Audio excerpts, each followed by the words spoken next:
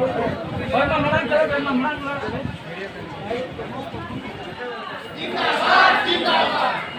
संघ जिंदाबाद जिंदाबाद जिंदाबाद जिंदाबाद। राष्ट्रीय आदिवासी नेता सलखन मुर्मू जिंदाबाद जिंदाबाद जिंदाबाद। राष्ट्रीय आदिवासी नेता सलखन मुर्मू जिंदाबाद जिंदाबाद जिंदाबाद। सरना कोड देना होगा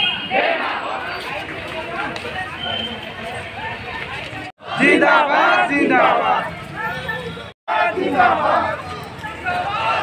मुर्मू जिंदाबाद जिंदाबाद जिंदाबाद। वर्षित करे दिसंबर के सलखन मुर्मू जिंदाबाद जिंदाबाद जिंदाबाद। राष्ट्रीय आदिवासी नेता सलखन मुर्मू जिंदाबाद जिंदाबाद जिंदाबाद। राष्ट्रीय आदिवासी नेता सलखन मुर्मू जिंदाबाद जिंदाबाद जिंदाबाद। सरना कोड देना होगा देना होगा देना होगा सरना कोड देना होगा देना होगा देना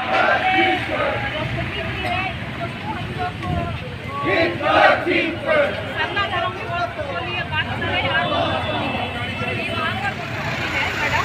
तो हम लोग का केंद्र सरकार से मांग है कि सरना धर्म कोड हमें दिया जाए। आपको लगता है कि अब जब राष्ट्र में ऐसी पहली आदिवासी महिला है और पूरे राष्ट्र को संभाल रही है तो आप लोगों की मांगों पर विशेष ध्यान दिया जाएगा? दिया जाएगा, हम लोग कोशिश कर रहे हैं और देगी। और प्रथम महिला आदिवासी महिला है, बहुत खुशी की बात है।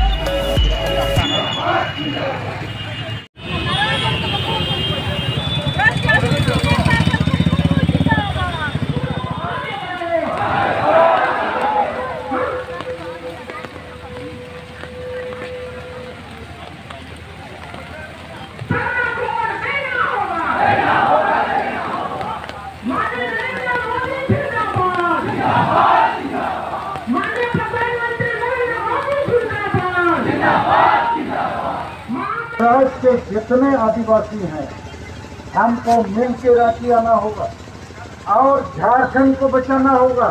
ये जो बहुत सारी जातियां अब हमको भक्ति देना चाहते हैं कि हम भी आदिवासी बन जाएंगे, हम आदिवासियों को खदेड़ेंगे। पूरे भारत के आदिवासी को यहाँ आना है और उसका भी तारीख हमने तय कर लिया। 22 दिसंबर 2022 इस मैदान में कम से कम 10 लाख आदिवासी को लाया जाएगा। घर द्वार में ताला लगा के 1 महीने से आना शुरू होगा। आधे रास्ते में रुकेंगे, आधे रास्ते में रुकेंगे और यहाँ पहुँचेंगे। 22 दिसंबर संथाल परगना देश बनाने का ऐतिहासिक दिन है। 22 दिसंबर 1855 को अंग्रेजों ने संथाल परगना देश बना दिया। भारत देश तो आजाद हुआ 1947 में, लेकिन संथाल विद्रोह के कारण संथाल परगना देश आजाद हो गया 1855, मतलब 100 साल पहले। अंग्रेज लोग पता लगाए कि आदिवासी इतना तीर क्यों मारते। हम अंग्रेज भारत आए हैं लूटने के लिए, तो राजा महाराजाओं के पास धन दौलत हीरा ज्योति मोती सब कुछ है, ये लेंटर आदिवासी के पास तो कुछ नहीं है, लेकिन तीर क्यों चलाता है। तो इन्होंने अपने खुफिया से पता लगाया कि आदिवासी को अपना जमीन, जंगल, जीवन, शासन कोई बाहरी दखल करेगा तो जान दे देगा, तीर चला देगा।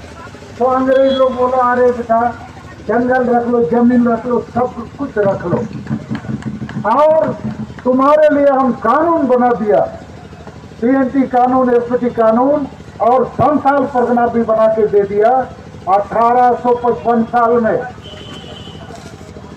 तो वो 1855 संथाल परगना का स्थापना दिवस यहाँ पर 22 दिसंबर 2022 को हम लोग मनाएंगे। और उसी प्रकार भाषा का मान्यता या भाषा का जीत 22 दिसंबर 2003 को हुआ। तो भाषा और भाषा जीत महा, अर्थात हमारी भाषा और मातृभूमि, मातृभाषा और मातृभूमि की विजय का दिवस 22 दिसंबर है। और ये शायद दुनिया के आदिवासियों के लिए, सब आदिवासी, केवल भारत नहीं दुनिया के सभी आदिवासियों के लिए एक ऐतिहासिक दिन है। और उस दिन को भारत के बाकी आदिवासियों को भी हम महसूस दिलाना चाहते हैं कि हमारा भी विरासत है, हमारा भी इतिहास है, हमको भी गर्व महसूस करना चाहिए। और ये झारखंड जो लूटपाट का केंद्र बना है, हम लोग इसका भी पुनर्निर्माण करेंगे। तो ये चौथी बात हुई आज़ादी की। पांचवी बात आज़ादी की है द्रौपदी मुर्मू और प्रधानमंत्री जी के लिए कि हम जो आदिवासी हैं, इसको थोड़ा आप लोग समझने की कोशिश कीजिए। हम सभी आदिवासियों का अपना स्वशासन व्यवस्था है, उसको कहा जाता है ट्राइबल सेल्फ रूल सिस्टम।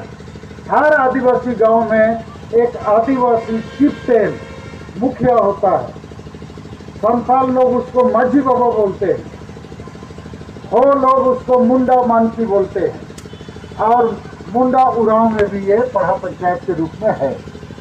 तो ये चीज परंपरा से चली आ रही है, और परंपरा के कारण वंशगत मुंडा का बेटा ही मुंडा बनता है, माझी का बेटा ही माझी बनता है, पहान का बेटा ही पहान बनता है। इसके चलते अधिकांश माझी परगना मन की मुंडा पढ़ा पंचायत आदि के जो मुखिया हैं वो अनपढ़ लोग होते हैं, पियक्कड़ लोग होते हैं, संविधान कानून नहीं जानते। और हर आदिवासी गांव में वही इंजन है, वही कैप्टन है जो अनपढ़ भी है, पियक्कड़ भी है, संविधान कानून कुछ जानता नहीं है, धर्म मान्यता, भाषा मान्यता, डोमिसाइल आरक्षण, रोजगार, CNP, SPD कानून कुछ नहीं जानता है। खाली हानिया दारू पीता है, मस्त रहता है। और गांव गांव में जो दलाल लोग हैं, टीकू दलाल भी, आदिवासी दलाल भी, यही लोग सब गांव को चला रहा है। हम ठीक बोल रहे हैं कि नहीं? तो ये ऐसे यदि इंजन ही हमारा मसाल रहेगा तो डाबा भी डामाडोल ही रहेगा। तो हमने तय किया है ये परंपरा प्रथा आदि के नाम से हम गलत चीज राजतंत्र को बदलेंगे, वहाँ जनतंत्र लाएंगे। और गांव के ही स्त्री पुरुष अपने गांव का माझी परगना, मानकी मुंडा, पढ़ा पंचायत को खुद चुने, महिला लोग को भी चुने। पढ़ा लिखा है महिला, देखो राष्ट्रपति है।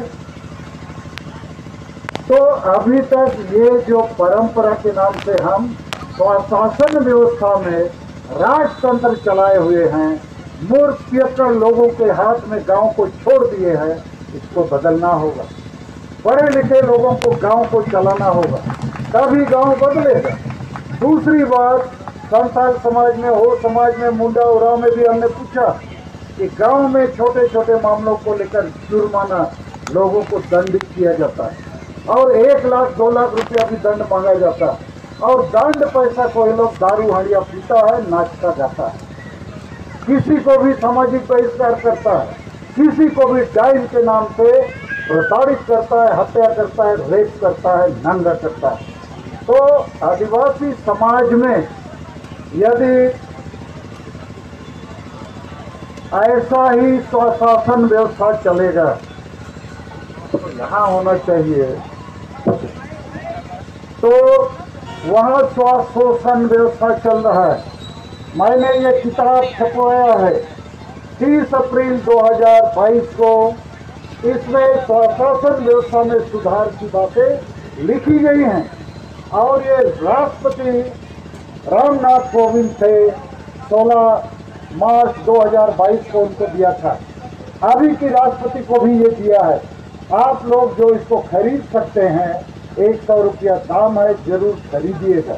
तो इन 5 चीज़ों के बारे हमने आपको बताया कि हम भी आज़ाद होना चाहते हैं प्रधानमंत्री जी, राष्ट्रपति जी, लेकिन हमको धार्मिक आज़ादी दे दो, भाषाई आज़ादी दे दो, SP का आज़ादी दे दो, झारखंड को मालिक बनाने वाला शहीदों का सपना अबुआ दिसुमरे अबुआ राज बना के दे दो।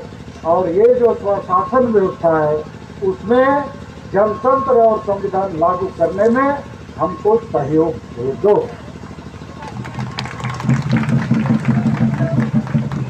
अब तीसरे मुद्दा के बारे में मैं आपको बताना चाहता हूं। अब आपसे थोड़ा थोड़ा पे बुझावट किया इन हिंदी ते नॉमेंटी रोड इन कथा दिल्ली अभी सेनोक मा ठीक हो चलेंगे आपे मनाई ले आपे गया आपे लेकते लाभ बनुआ हानकु जो दरकार हानकु वो सबो को होतर को तबे तो लाभ बन्यामा। तीसरा मुद्दा है और इतना नवा टाइम रोड गया। तीसरा मुद्दा है झारखंड का।